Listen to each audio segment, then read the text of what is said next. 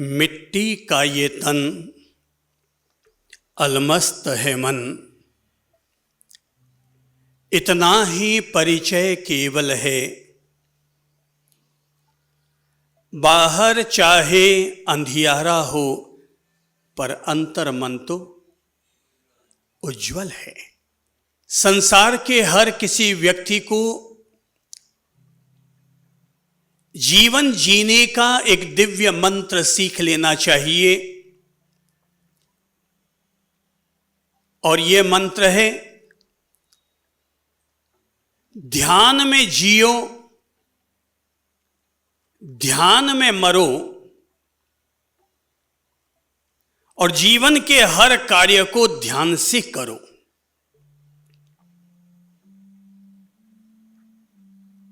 जिस व्यक्ति ने जीवन का यह मर्म अपने जीवन के साथ जोड़ लिया, वो हर व्यक्ति जीते जी भी मुक्ति का आनंद लेता है और पार्थिव शरीर के विसर्जन के बाद भी मुक्ति को ही प्राप्त करता है। इस मंत्र में व्यक्ति के अंतर्मन की शांति व्याप्त है। इस मंत्र में जीवन में होने वाली हर तरह की उठापटक और परेशानियों से मुक्त रहने का तरीका छिपा हुआ है। ये वो मंत्र है जो इंसान को बाहर की समस्याओं से जूझने का सामर्थ्य देता है, और ये वो मंत्र है जिसको जीने से किसी भी व्यक्ति के द्वारा कभी भी कोई गलती तो हो ही नहीं सकती। जो व्यक्ति ध्यान में जिएगा वो मन से शांत रहेगा, ऊर्जावान रहेगा, और जो व्यक्ति ध्यान में मरेगा वो व्यक्ति निश्चित तौर पर मुक्त होकर मरेगा, और जो व्यक्ति अपने हर कार्य को ध्यान से करेगा उस व्यक्ति के द्वारा गलती होना तो नामुमकिन हो जाएगा। कभी नेपोलियन का बड़ा प्रसिद्ध वाक्य रहा है कि दुनिया में असंभव जैसा कुछ नहीं होता, और मैं कहूंगा जो व्यक्ति ध्यान से जीता है, ध्यान पूर्वक जीता है, उस व्यक्ति के द्वारा गलती होना असंभव हो जाता है। हर व्यक्ति के साथ, बच्चे के साथ ध्यान जुड़ना चाहिए, युवाओं के साथ ध्यान जुड़ना चाहिए, पति पत्नी के साथ ध्यान जुड़ना चाहिए। आज की तारीख में जितने बच्चे गुस्सा करते हुए नजर आते हैं वे इसीलिए गुस्सा करते हैं क्योंकि उनको हमने ध्यान करना नहीं सिखाया। जब हम बच्चे को यह कह सकते हैं शैतानी करने पर कि बेटा ध्यान से बैठ, ध्यान से चल, ध्यान रख, तो जब हम ये बातें कह सकते हैं तो हम ये भी सिखा सकते हैं कि तू रोजाना ध्यान भी धर। एक छोटा बच्चा बहुत आराम से ध्यान कर सकता है। कोई अगर मुझसे पूछे कि ध्यान करने की उम्र कौन सी होती है, तो मैं कहूंगा वो उम्र है इंसान की ध्यान करने की जिस दिन से हम उसे ये कहना शुरू कर देते हैं कि बेटा ध्यान से बैठ।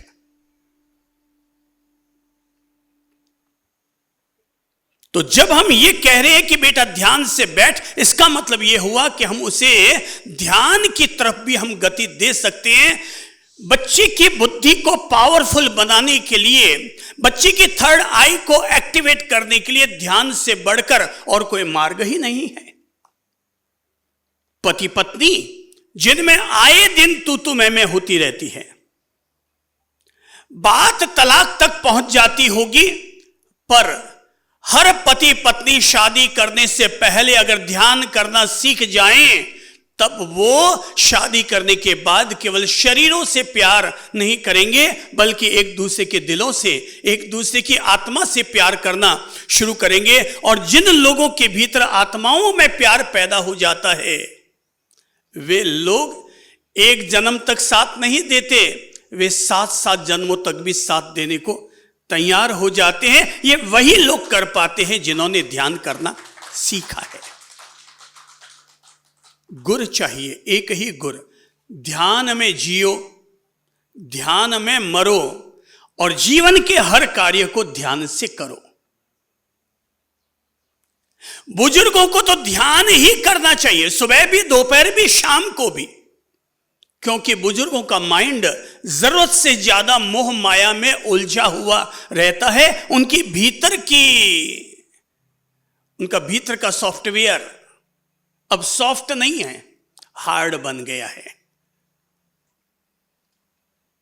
इसलिए जो लोग जितने बड़ी उम्र के हो जाते हैं उनको उतना ही जल्दी क्रोध आता है, उतना जल्दी ही उनको ईगो टकराता है, उतना जल्दी उनको मोह माया प्रपंच उन पर हावी हो जाता है। इसलिए बुजुर्गों को तो अपने माइंड को शांत करने के लिए, अपने माइंड को डिवाइन माइंड में कन्वर्ट करने के लिए हर व्यक्ति को ध्यान के पथ पर जरूर आना चाहिए।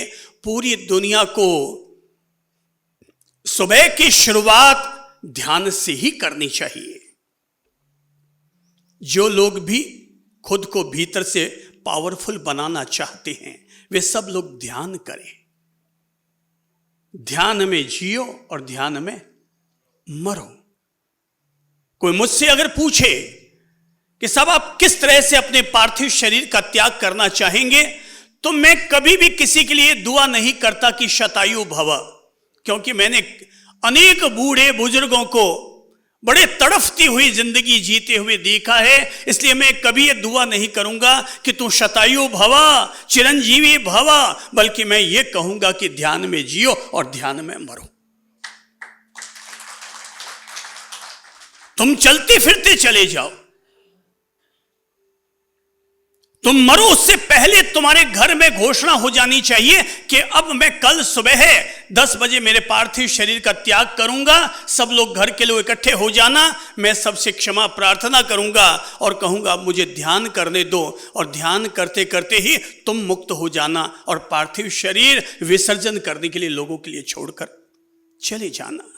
कौन सी मृत्यु हमें धन्य करेगी? वो मृत्यु हमें धन्य करेगी जो मृत्यु हम ध्यान के क्षणों में प्राप्त करेंगे।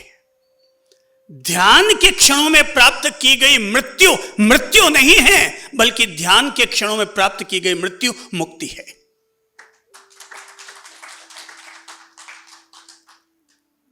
कौन सी मृत्यु हमें अमृत पद प्रदान करेगी? हम जीवन भर प्रार्थना करते रहे हैं, तमसो मां ज्योतिर्गमय, असतो मां सद्गमय, मृत्युर्मां अमृतम गमय। हे प्रभु, आप हमें अंधकार से प्रकाश की ओर, असत्य से सत्य की ओर, मृत्यु से अमृतत्व की ओर आप हमें ले चले। यह अमृतत्व कब प्राप्त होगा? जब हम ध्यान के दौरान अपने पार्थिव शरीर का त्याग करेंगे। जो व्यक्ति प्रतिदिन ध्यान करता है उस व्यक्ति को अपनी मृत्यु का एहसास 100% होता है। मृत्यु का एहसास उन्हें नहीं होता जो बेखबर जिंदगी जीते हैं, लेकिन जो पल पल अपने प्रति सावचेत हैं उन लोगों को अपने जीवन का भी एहसास है और मृत्यु का भी एहसास होता है।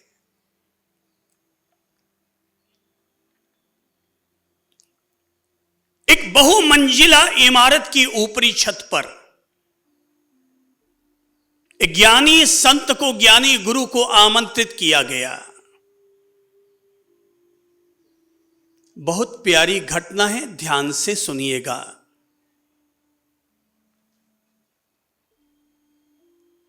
यह जैन स्टोरी है।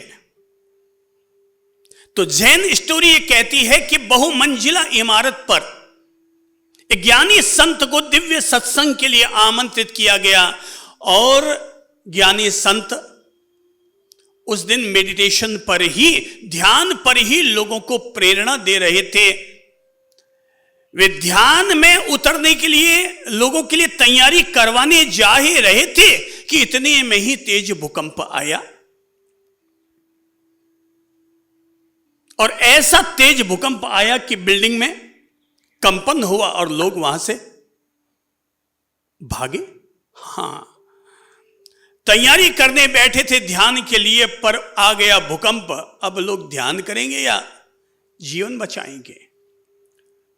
ध्यान तो वही कर सकता है जिसको जीवन से भी ज्यादा महत्वपूर्ण ध्यान अनुभव में आ रहा है। वो व्यक्ति ध्यान की गहराई में उतरेगा, और जिसको अभी भी इस पार्थिव शरीर से मोह माया है वो भागेगा। और हकीकत में सारे लोग वहां से भागने शुरू हुए। अगर 7 मंजिला मकान था तो लोग वहां से दौड़े, 2-2 सीढ़ी 3-3 सीढ़ी जंप खा खा करके नीचे की तरफ जंप लगाने लगे, कूदने लगे कि भागो, बचाओ, बचो। करीबन 250-300 लोग थे, सब दौड़ करके भागने लगे। सीढ़ियां जाम हो गई, आगे दौड़े तो कैसे दौड़े? जो रास्ता पार करने में सुविधा देता है, जब एक साथ वहां भीड़ उमड़ जाती है तो वही रास्ता जाम करने का कारण बन जाता है। और उसी जाम में उस मकान का मालिक भी फंसा हुआ था, और तभी उसे याद आया, उसने इधर उधर नजर डाली, सीढ़ियों नीचे तक नजर डाली, देखा वो ज्ञानी संत जिन्हें मैंने सत्संग के लिए आमंत्रित किया था वो तो यहां पर नजर ही नहीं आ रहे। अरे वो कहीं ऊपर ही तो नहीं फंस गए?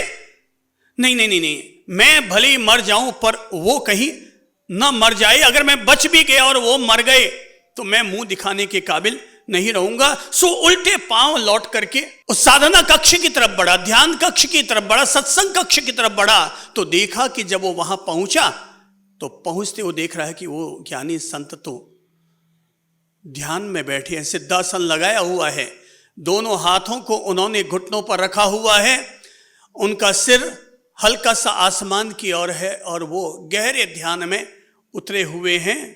वो ये देख करके दंग रह गया कि जहां सारी दुनिया अपनी जिंदगी बचाने में लगे हुए हैं और ये ज्ञानी व्यक्ति, ये जैन टीचर ध्यान में डूबा हुआ है।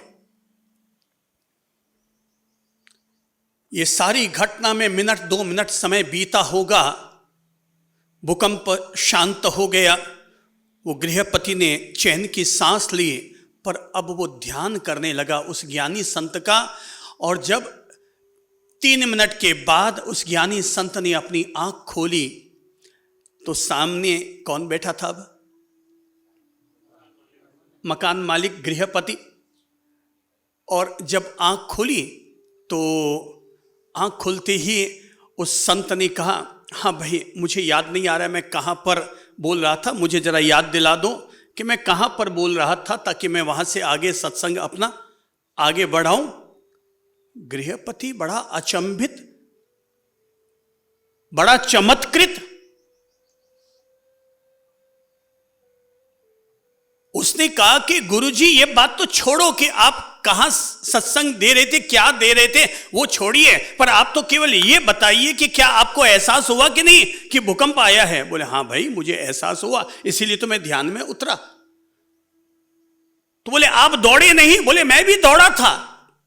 बोले आप कहां दौड़े? आप तो यहीं के यहीं बैठे थे। बोले भाई फर्क है, तुम बाहर दौड़े और मैं भीतर दौड़ा। मैं भी दौड़ा तो था, घबराया तो मैं भी था कि भूकंप आ गया है, ये मुझे पता चल गया था। तुम बाहर दौड़े और मैं भीतर दौड़ा। बोले कि गुरुजी आपको डर नहीं लगा? बोले बिल्कुल डर लगा था मुझे, और मुझे डर इस बात का लग रहा था कि कहीं मैं अपने अंदर तक पहुंचूं उससे पहले ये बिल्डिंग मुझ पर न गिर जाए, मैं अपने भीतर तक पहुंचूं उससे पहले कहीं ये बिल्डिंग मेरे सिर पर आकर न गिर जाए। बस मैं इस बात से डरा हुआ था, पर मुझे सुकून है कि बिल्डिंग आकर के नहीं गिरी और मैं उससे पहले ही अपने अंतस्तल तक पहुंच गया, अपनी मन की उस गहराई तक पहुंच गया जहां कोई डर नहीं होता है, जहां कोई मृत्यु नहीं होती है, जहां केवल अमृत होता है। मैं मन की उस उच्च अवस्था तक पहुंच गया था। वो गृहपति गुरु जी के पांव में गिर पड़ा और उसने कहा, गुरुदेव आज समझ में आ गया कि आपको लोग इतना महान क्यों समझते हैं। आज पता चला कि आप केवल जीना नहीं जानते बल्कि आप मरना भी जानते हैं। इंसान को केवल जीने की कला ही नहीं आनी चाहिए बल्कि मरने की कला भी आनी चाहिए। इसलिए मैंने कहा ध्यान में जियो और ध्यान में मरो।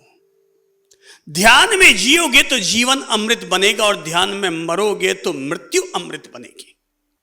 मैं जिस पथ को जीता हूं, जिस पथ पर चलता हूं, जिसके साथ मेरी सांसें जुड़ी हुई है, वो एक अकेला मार्ग है और वो मार्ग है ध्यान का मार्ग। मैंने महावीर को समझा, मैंने बुद्ध को समझा, और समझने के बाद जिस पथ को मैंने अपने जीवन के साथ जोड़ा वो एक अकेला मार्ग बना और वो है ध्यान का मार्ग। मैं केवल ध्यान करता ही नहीं हूं बल्कि अपने हर कार्य को ध्यान पूर्वक करता हूं, यह मेरी साधना है। तो ध्यान में जियो, ध्यान में मरो और अपने हर काम को ध्यान से करो।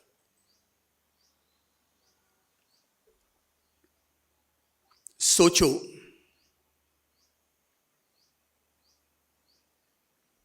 महावीर अपने साधना काल के दौरान 12.5 वर्ष तक उन्होंने क्या किया? केवल एक काम किया और वह है ध्यान का काम। ध्यान का काम यानी अपने आप पर काम।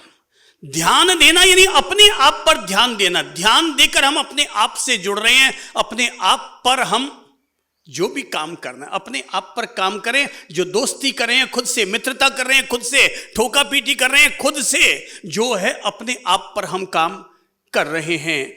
जैसे ब्यूटी पार्लर में आप लोग गए हैं ना बहनें, तो वहां पर क्या काम करती है बहन? चेहरे पर काम करती है। ब्यूटी पार्लर में हमारे चेहरे पर काम किया जाता है और मेडिटेशन ध्यान में हम अपने आप पर काम करते हैं, इस बाहरी शरीर पर नहीं, अपने आंतरिक अस्तित्व पर।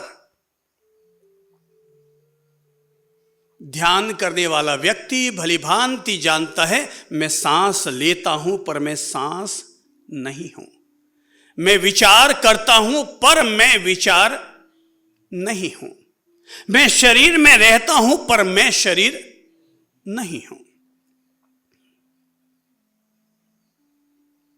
हमारे ज्ञानी जनों ने हमें यह बहुत बार समझाया, ऋषि मुनियों ने समझाया, तीर्थंकर और बुद्ध पुरुषों ने समझाया कि अपने भीतर यह अंतर्बोध जगाओ कि मैं शरीर नहीं हूं, मैं मन भी नहीं हूं, मैं शरीर नहीं हूं, मैं मन भी नहीं हूं।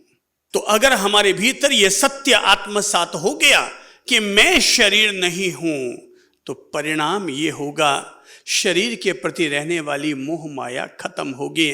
अच्छे से अच्छा खाऊं पीऊं पहनूं, ये पहनो आज वो पहनो, मैं शरीर नहीं हूं, ये भाव जो ही हमारे भीतर गहराई लेगा, कपड़ों के प्रति रहने वाली मूर्छा, श्रृंगार के प्रति रहने वाली आसक्ति, खाने पीने के प्रति रहने वाला राग भाव अपने आप शिथिल हो जाएगा। मैं शरीर नहीं हूं, मैं शरीर में रहता हूं। जैसे मंदिर में आप जाते हैं तो मंदिर अलग है और मंदिर का देवता अलग है, ऐसे ही ये शरीर है, शरीर अलग है और इस शरीर के मंदिर में रहने वाला देवता मैं शरीर से अलग हूं। जैसे कार और कार का ड्राइवर दोनों एक है या अलग अलग है? दोनों अलग अलग है। ऐसे ही इस शरीर में, यह शरीर हमारी कार है और इसमें रहने वाली हमारी चेतना वो ड्राइवर है, वो कार चालक है। रथ अलग है और रथिक अलग हैं। ध्यान अपने आप पर देना होता है, पर यह बात अगर दिमाग में उतर गई है आपके कि मैं ध्यान में जीऊंगा और ध्यान में मरूंगा, तो आप समझ लेना आपने भारत के समस्त आध्यात्मिक धर्म शास्त्रों का नवनीत आपने प्राप्त कर लिया है, उसका मक्खन आपने पा लिया है। अगर ये एक बात समझ में आ गई तो बाकी आप सामायिक करते हैं, प्रतिक्रमण करते हैं, पूजा करते हैं, प्रार्थना करते हैं, भक्ति करते हैं, जो दिल करे सो करो, पर ध्यान जरूर करो। ध्यान के साथ भक्ति करोगे तो भक्ति रंग लाएगी। ध्यान के साथ प्रतिक्रमण करोगे तो प्रतिक्रमण हमें पापों से मुक्त करेगा, और बिना ध्यान के अगर सड़क पर चलोगे तो भी ठोकर खा बैठोगे। इसलिए दुनिया के हर व्यक्ति को, कम से कम हमसे प्यार मोहब्बत करने वाले लोगों को तो अपने जीवन के साथ ये मंत्र जोड़ लेना चाहिए, और वो है मेरा लक्ष्य है मैं ध्यान में जीऊंगा, ध्यान में मरूंगा और मेरा हर काम ध्यान से करूंगा। फिर कोई काम बुरा नहीं है, कोई काम गलत नहीं है, बस ध्यान से कर लिया तो फिर कोई काम बुरा नहीं है। अतीत में कभी एक और महान ध्यानी व्यक्ति हुए जिनका नाम रहा है लाओ त्से। चीन से जुड़े हुए ये महापुरुष रहे हैं। तो कहते हैं कि लाओ त्से के बारे में बड़ा ये प्रसिद्ध हो गया था कि ध्यान और अध्यात्म में उनकी बहुत गहरी पकड़ है। सम्राट के मन में बड़ी इच्छा जगी कि मैं जाऊं और लाओ त्से से मिलकर आऊं। सम्राट निकला लाओ त्से से मिलने के लिए, और जब वो उनकी पर्ण कुटीर की तरफ बढ़ा तो कुटिया के बाहर में एक व्यक्ति उन्हें नजर आया जो बागवानी का काम कर रहा था, बगीचे को पानी दे रहा था, कुछ मिट्टी को खुदाई करके और पौधे को ढंग से सजा रहा था। कि सम्राट ने उस बागवान से जाकर पूछा, भैया यहां पर लाओ त्से रहते हैं ना, कहां हैं? ओ आओ सम्राट, आप कुटीर में जाकर बैठिए, मैं अभी लाओ त्से को वहां पर भेजता हूं। अब वहां पहुंचे, लाओ त्से वहीं पर हाजिर हो जाता है और सम्राट वहां पहुंच गया, लाओ त्से का इंतजार करने लगा। 5 मिनट के बाद कौन हाजिर हुआ? हां, माली, बागवानी का काम करने वाला वही व्यक्ति। और उसने हाथ झटकाए और हाथ झटका करके हाथ पानी से धोए और आकर के सम्राट के सेवा में बैठ गया।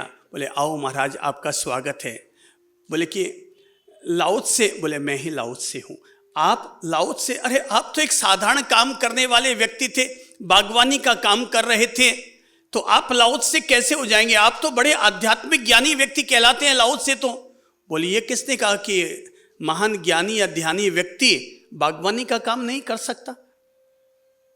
किसी भी साधारण कार्य को भी अगर असाधारण तरीके से किया जाए तो वो भी ध्यान बन जाता है। और वो असाधारण तरीका क्या है? मैं कहूंगा वो असाधारण तरीका है ध्यान से उस काम को करना। यही है उस कार्य को, साधारण कार्य को भी असाधारण तरीके से करना। लाओ त्से ने कहा कि वो मैं ही था। तो बोले आप और बागवानी का इतना छोटा सा काम कर रहे थे? बोले भाई जिसे तुम छोटा सा काम कह रहे हो, मेरे लिए तो वो भी ध्यान ही था, क्योंकि मैं उसे भी बड़े ध्यान पूर्वक कर रहा था। और तब सम्राट ने लाओ त्से से जीवन जीने का ये पाठ समझा था कि हम में से हर किसी व्यक्ति को अगर सफलता पानी है, आगे बढ़ना है, तो अपने हर कार्य को ध्यान पूर्वक करना सीखो। कैसे करो हर कार्य को? ध्यान पूर्वक। कोई भी काम अच्छा या बुरा नहीं होता है, छोटा या बड़ा नहीं होता है, बस हर कार्य को ध्यान पूर्वक करना आ जाना चाहिए। ऐसा ना समझे कि सुबह जब हम मेडिटेशन कर रहे हैं तभी केवल ध्यान है, बल्कि आप ध्यान पूर्वक अगर स्नान कर रहे हैं तो वो भी ध्यान ही है। ध्यान हमारे जीवन में प्रकट होना चाहिए। जैसे कमरे में जलने वाले दीपक का प्रकाश कमरे के बाहर तक प्रकट होना चाहिए, वैसे ही हमारे भीतर स्थित रहने वाला ध्यान वो हमारे क्रियाकलापों में भी व्यक्त होना चाहिए। अगर मेरा ध्यान मेरे क्रियाकलापों में व्यक्त नहीं हो रहा है तो मेरा ध्यान ध्यान नहीं है, केवल एक अभ्यास भर है। ध्यान जिंदा होना चाहिए, जीवित होना चाहिए। और वो जीवित कब होगा? जब वो ध्यान मेरे क्रियाकलापों में, मेरे कार्य में, मेरे व्यवहार में, मेरी भाषा में, मेरे आचरण में जब प्रकट होगा, तब वो ध्यान ध्यान बनेगा। अब सोचो कि कोई व्यक्ति पढ़ा लिखा है, बोले MA MBA LLB पास है, और उसे कहा जाए कि भाई साहब पधारिए 2 मिनट जरा आपको जनमानस को मोटिवेट करना है, वो कहते नहीं साहब, मैं तो नहीं बोल सकता, मेरे तो बोलने की आदत नहीं है, मैं तो नहीं कह सकता। अरे भाया, तू MA MBA LLB तक पढ़ा है और 2 मिनट भी जनमानस को मोटिवेट नहीं कर सकता, तो फिर तेरा पढ़ा लिखा होने में और पढ़ा लिखा ना होने में फिर दोनों में फर्क ही क्या है? जिस ध्यान को तुम प्रतिदिन सुबह शाम कर रहे हो, वो ध्यान अगर तुम्हारे आचरण में, तुम्हारे व्यवहार में, तुम्हारे क्रियाकलापों में अगर प्रकट होकर नहीं आ रहा है, तो ध्यान कैसा है?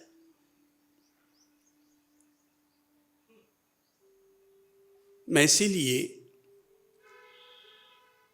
जीवन का महत्वपूर्ण लेसन सिखा रहा हूं। ध्यान में जियो, ध्यान में मरो और अपने हर काम को ध्यान से करो। चलो, हर काम को ध्यान से कैसे करें?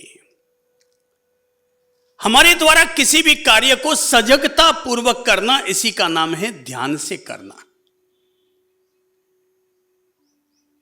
ध्यान से जो व्यक्ति जीता है, ध्यान में जो व्यक्ति जीता है, मैं फिर दोहराऊंगा, उससे गलतियां नहीं होती। मैं ये तो दावा नहीं करता गलतियां होंगी ही नहीं, पर मैं ये जरूर कहूंगा कि उससे गलतियां होनी बहुत मुश्किल हो जाएगी, उससे गलतियां हो नहीं पाएंगी। चलते समय ठोकर कौन खाता है? बोलेंगे, जो ध्यान से नहीं चलता। अब जो व्यक्ति ध्यान से चल रहा है, जरा बताओ उसको ठोकर लगेगी या नहीं लगेगी? नहीं लगेगी। जो महिला खाना बनाती है, रोटी सेकती है, रोटी सेकते समय किसकी रोटी जलती है? जो ध्यान से नहीं बनाती है।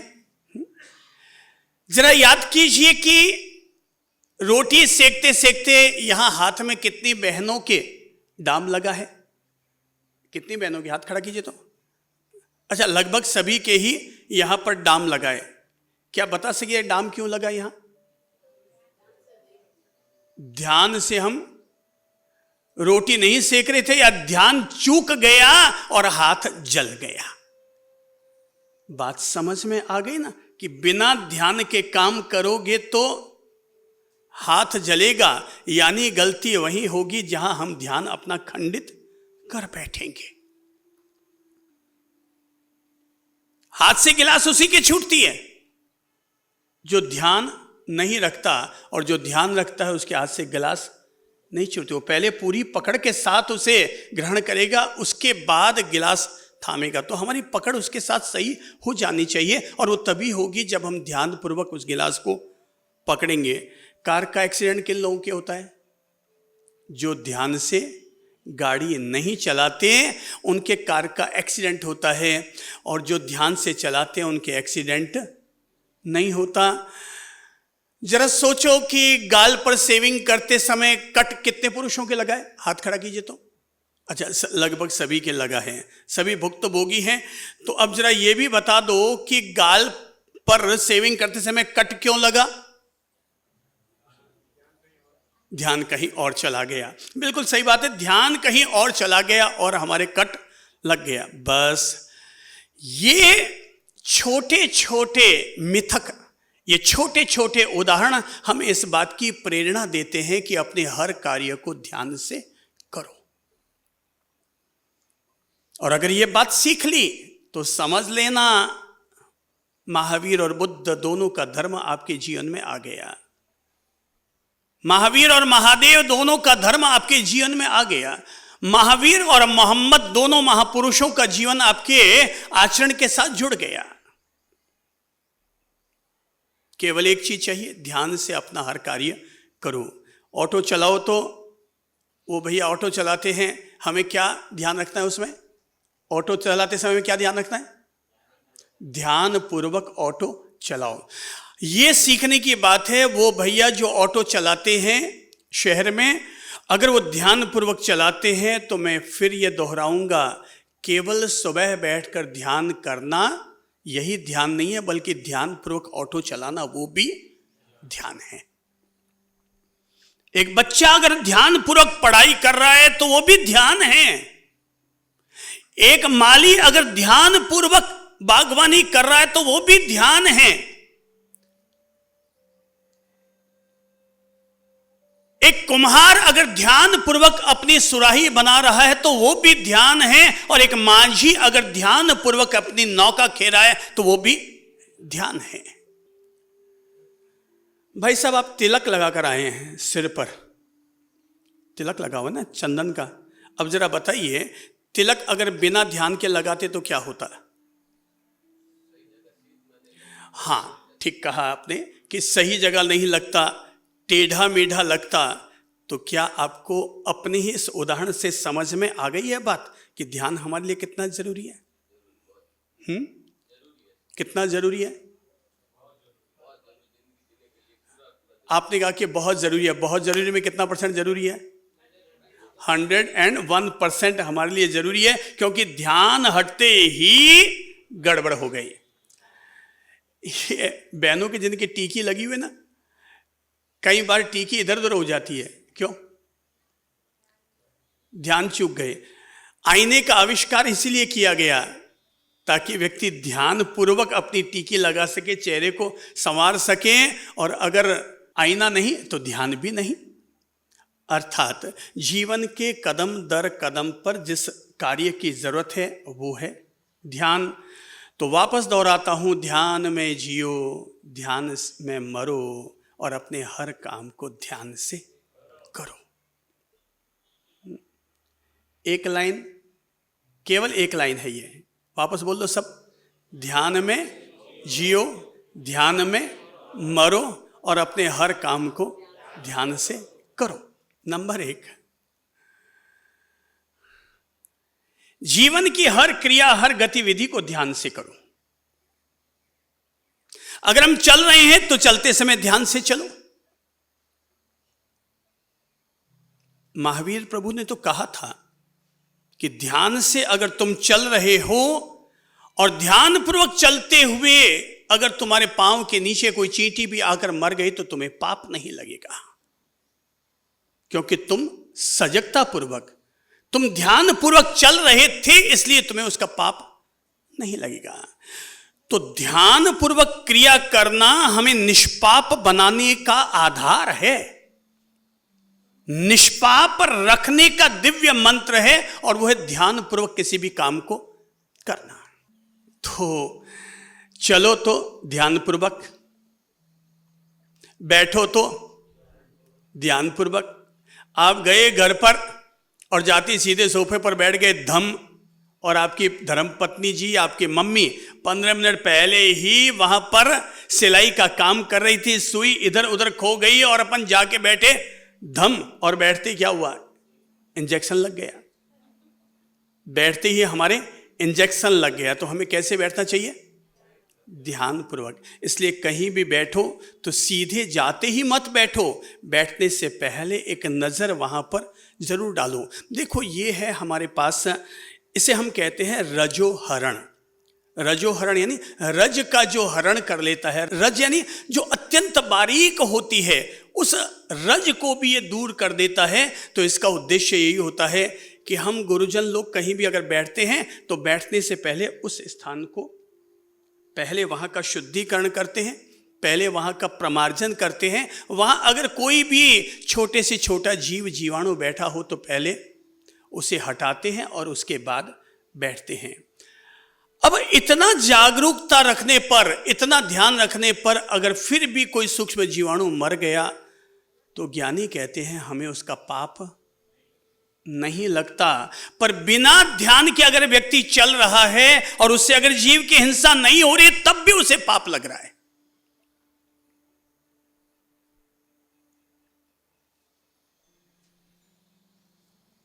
ध्यान का दूसरा नाम है जैना। जैना यानी जतन से जीना। जतन से जीने वाला ही जैन होता है। जैन का मतलब क्या है? जतन से जीना। जतन यानी ध्यान पूर्वक जीना।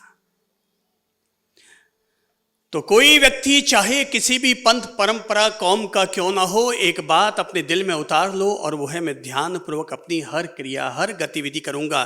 खाना बना रहे हैं, शाम को ढक्कन रख रहे हैं कि नहीं बंद कर रहे हैं, जो भी चीजें हम कर रहे हैं उसे हम ध्यान पूर्वक करें। तो चाहे उठना हो, बैठना हो, चलना हो, क्रियाकलाप करना हो, स्नान करना हो, पोटी जाना हो, सुसु करना हो, हर चीज के साथ अपने मेडिटेशन को जोड़ो, ध्यान को जोड़ो। दूसरा, ध्यानपूर्वक खाओ। खाओ तब कैसे खाओ? ध्यानपूर्वक खाओ। हम ध्यानपूर्वक नहीं खाते इसलिए कुछ भी खा लेते हैं। हम ध्यानपूर्वक नहीं खाते इसलिए कहीं भी खा लेते हैं। हम ध्यानपूर्वक नहीं खाते इसलिए किसी के साथ भी खा लेते हैं। तो ध्यान हमें सिखाता है कि ध्यानपूर्वक खाओ, अर्थात ये बोध रखो कि मुझे क्या खाना है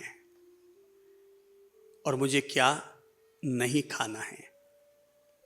लोग अक्सर शादियों में जाते हैं और वहां पर 50 आइटम बनते हैं और लोग सब का सब खा के आ जाते हैं। भाई साहब, लोग खिचड़ी भी बनाते हैं ना, तो दाल और चावल 2 चीजें मिलाते हैं, एक आध थोड़ी और चीज मिला देते होंगे, पर उसमें 50 चीजें अगर मिला दोगे तो खिचड़ी बनेगी, खिचड़ा बनेगा, वो कचरा बनेगा। तो हम लोग हमारे पेट को क्या कर देते हैं, किसी शादी में गए, जीवन में गए और खाना खा करके जब बाहर निकले ना, तो वहां से खाना खाकर नहीं आए, बल्कि अपने पेट को हम कचरा पेटी बना करके आए हैं कि उसमें हमने ये भी डाला, वो भी डाला, वो भी डाला, वो भी डाला, वो भी डाला, अगड़म बगड़म बम्बे बो 80 90 पूरे 100, हमने उसमें सब चीजें हमने उसमें ठूसते गए, तो हमने इसको डस्टबिन बना दिया। भोजन करो तो भोजन ध्यानपूर्वक करो, मुझे क्या खाना है और मुझे कितना खाना है। जरा सोचो, मोटे कौन लोग होते हैं? जिन्होंने ध्यानपूर्वक नहीं खाया, केवल आगे बढ़ा हुआ पेट, डाइनिंग टेबल की तरह आगे बढ़ा हुआ पेट किन लोगों का होता है? जिन्होंने ध्यानपूर्वक नहीं खाया कि मुझे कितना खाना चाहिए, ये जागरूकता नहीं रखी, बस इसीलिए उनका पेट डाइनिंग टेबल बन गया। एक महानुभाव शादी में गए, 7 बजे पहुंच गए थे और भोजन करने के लिए बैठे, 1 घंटा तक खा रहे थे। तो परोसने वाले ने कहा, भाई साहब आप कितनी देर तक खाते रहेंगे, कितना खाएंगे? बोले, भाई खाते खाते तो मैं भी परेशान हो गया हूं, मैं भी परेशान हो गया कि मुझे कितना खाना चाहिए। तो बोले, आप कब खड़े होंगे? बोले, मुझे क्या पता, निमंत्रण पत्र छापने वाले ने छापा हुआ है, भोजन का समय 7 बजे से लेकर 10 बजे तक। भोजन का समय 7 बजे से लेकर 10 बजे तक। सो मैं 7 बजे बैठा हूं, मुझे लगता है 10 बजे तक मुझे खाना ही खाना है, इसलिए मैं अभी तक भी यहां पर बैठा हुआ हूं। हमने ये कभी सीखा ही नहीं कि हमें ध्यानपूर्वक खाना चाहिए, कि हमें कितना खाना है, कितना % हमें खाना है, पेट में हमें भूख से ज्यादा खाना है या जितनी भूख है उससे कम खाना है। संयमित भोजन करने वाला व्यक्ति अपना चिकित्सक खुद होता है, और असंयमित तरीके से खाने वाले व्यक्ति को बीमार होने से कोई रोक नहीं सकता है। संयमित भोजन करना सबसे उत्तम योग है। तो ध्यानपूर्वक खाओ। क्या खा रहा हूं, ध्यान दो। कहां खा रहा हूं? लोग सड़कों पर खड़े होकर खाना शुरू कर देते हैं। अरे भाई, तेरी मम्मी इतनी शुद्धता पूर्वक खाना बना रही है, हम उसे तो छोड़ते हैं, और ठेला गाड़ी पर खड़े होकर के अब हम कोई पानी पतासा खा रहा है, कोई भेलपूड़ी खा रहा है, कोई कुछ कर रहा है। भाई, यही चीजें आप अपने घर में भी बना के खा सकते हैं। हकीकत यह है कि बाजार में जो व्यक्ति भेलपूड़ी, पानी पतासा या इस तरह की जो भी चीजें बेच रहा है, अगर उसका बच्चा वहां पर खाने के लिए आ जाए ना, तो उसका पापा झट से टोक देगा, नहीं, घर जाओ, मम्मी के हाथ से खाओ। उसको पता है ना, ये पानी कब का है, ये पतासे कब के हैं, ये इसमें जो जो चीजें उबाल कर रखी है मैंने, वो कब की है। भाई, चीजें खाओ, लेकिन उसे शुद्धता पूर्वक खाओ। खाने के लिए जब परमात्मा ने हमारे घर में व्यवस्था दे रखी है, मम्मी है, बहन है, आपके धर्मपत्नी श्राविका है, तो शुद्धता पूर्वक भोजन करो, तो भोजन हमारे लिए परिणामदायी होगा। तो ध्यान पूर्वक खाना खाओ। भोजन की थाली में संयमित भोजन लो, यो नहीं कि पूरी थाली भर ली। आजकल एक सिस्टम चल गया है भोजन में, बफे सिस्टम। तो बफे सिस्टम में क्या होता है, लोग जब खाना लेने के लिए पहुंचते थे बोले दोबारा मिलेगा कि नहीं मिलेगा, क्या करो, आने दो, ये भी वो भी वो भी, और फिर जूठन जाता है। जूठन जाना यानी अन्न का अपमान करना है। अगर आप किसी को भोजन नहीं खिला सकते तो कम से कम जूठन भोजन छोड़ करके अन्न का अपमान तो मत कीजिए। अगर सामने वाले ने भोजन बनाया है, जूठन छोड़ोगे, 100 लोगों ने मिलकर के भोजन जूठन छोड़ा तो कम से कम उतने भोजन से 15 लोगों का पेट तो भर ही सकता है। और अगर हमने जूठन नहीं छोड़ा तो 15 लोगों का जो भोजन बचा है वो भोजन और किन्हीं 15 लोगों के काम आएगा। तो ध्यानपूर्वक भोजन करने वाला व्यक्ति कभी जूठन नहीं छोड़ेगा। जूठन वो ही छोड़ते हैं जो बिना ध्यान के खाना खाते हैं। वो अपने नियम रखो, भाई मैं मेरे खाने में 5 द्रव्य ले लूँगा, 5 आइटम ले लूँगा, 7 आइटम ले लूँगा, 8 आइटम ले लूँगा, 20 आइटम इसमें डालने की ज़रूरत नहीं है। तो कहीं ना कहीं तो हमें ब्रेक लगाना पड़ेगा ना, कहीं ना कहीं तो हमें अंकुश लगाना पड़ेगा। अच्छा है, मुझे इस बात का गौरव है कि मैं शाकाहारी हूँ। दुनिया में अगर अरबों लोग रहते हैं, भारत में ही अगर 1.25 अरब लोग रहते हैं, तो मुझे ये संतोष और गौरव की बात है कि मैं शाकाहारी भोजन लेता हूँ। मैं ऐसा भोजन लेता हूँ जिस भोजन को ग्रहण करते समय मैंने इस भोजन में किसी की चीख, किसी की तड़फ, किसी का कत्ल, किसी का खून खराबा मैंने नहीं किया है। तो हमारी भोजन की थाली पीठ थपथपाने जैसी थाली है। हाँ, हम वो भोजन करते हैं जो भोजन पूरी तरह से अपराध मुक्त है, पाप मुक्त है, किसी को बिना पीड़ा पहुंचाया हुआ ग्रहण किया गया भोजन है।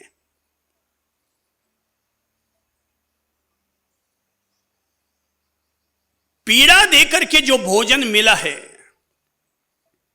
खून खराबा करके जो भोजन आया है हमारी थाली में, वो भोजन नेगेटिव कहलाएगा या पॉजिटिव है?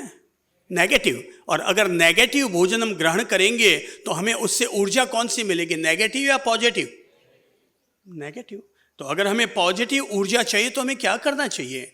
हमें पॉजिटिव भोजन लेना चाहिए। सात्विक लो, संयमित लो, शुद्ध लो, पवित्र भोजन लो, ताजा भोजन लो।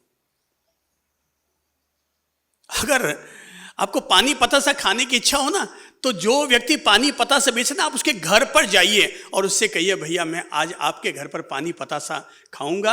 अब आपको वहां पर फिर भी शुद्ध पानी पता सा मिल जाएगा। ठेलों पर तो शुद्धता की गारंटी नहीं है।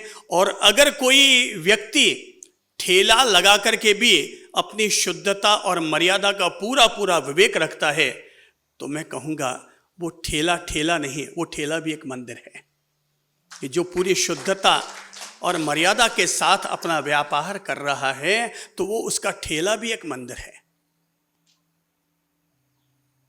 तो भोजन भी करो, ध्यानपूर्वक करो। अच्छा पौष्टिक आहार लो, स्वादिष्ट खाना खाओ। सड़ियल खाना क्यों खाते हो? कल का बचा हुआ क्यों खाते हो? ताजा, फ्रीज वाला खाना मत खाओ, ताजा भोजन करो। और मैंने कहा गतिविधियां ध्यानपूर्वक करो, खाना ध्यानपूर्वक खाओ। और तीसरी बात बोलूंगा, ध्यानपूर्वक बोलो। क्या चीज है?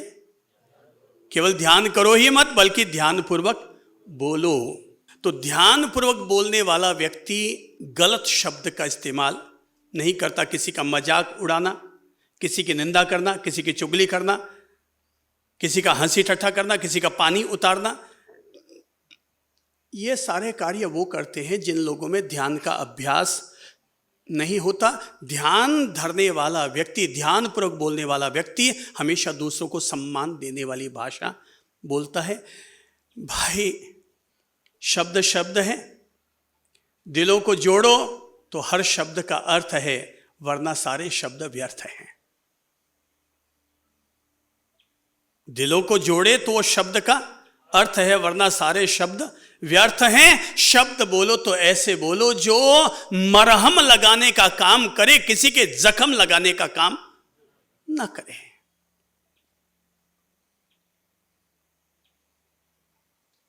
किसी के जख्म लगाने वाला काम न करे, इस तरह से बोलो।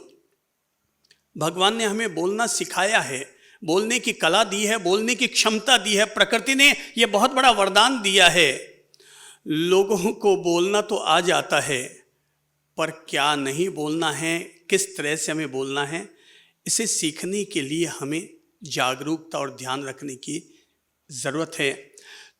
तो ध्यानपूर्वक अगर हम बोलेंगे तो हमारे मुंह से अपशब्द नहीं निकलेंगे, गाली गलौच नहीं निकलेगी। हमारे ज्ञानी लोगों ने हमें कहा था कि अंधे को भी अंधा मत बोलो, लूले को लूला, लंगड़ा मत बोलो, बहरे को बहरा मत बोलो, क्योंकि इससे उसके दिल को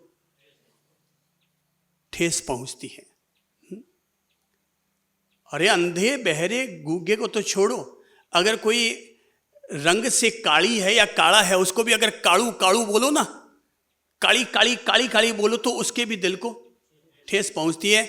जब काली को काली कहने से उसे दिल को ठेस पहुंचती है, तो बेचारे अपाहिज को लूला लंगड़ा अंधा कहोगे तो उसको तो ठेस पहुंचेगी। इसलिए इस जुबान से हमेशा ध्यान पूर्वक बोलो, शब्द संभल कर बोलिए, इसके हाथ न पांव, एक शब्द करे औषधि, एक शब्द करे घाव। तो संभल कर बोलो। वो ऐसा हुआ,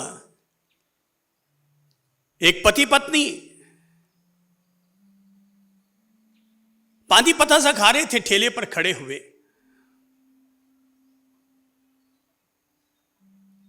अब पत्नी को इतनी मस्ती आ रही है पानी पतासा खाने में कि वो ये तो भूल ही गई कि पति को भी खिलाना है।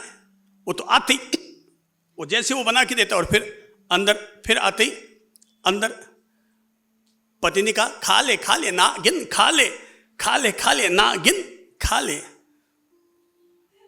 पत्नी ने सुना कि खा ले ना गिन, खा ले। उसने कहा तू मुझे नागिन कह रहा है? बोले भाई मैंने नागिन कहाँ कहा, मैंने तो कहा ना गिन खा ले।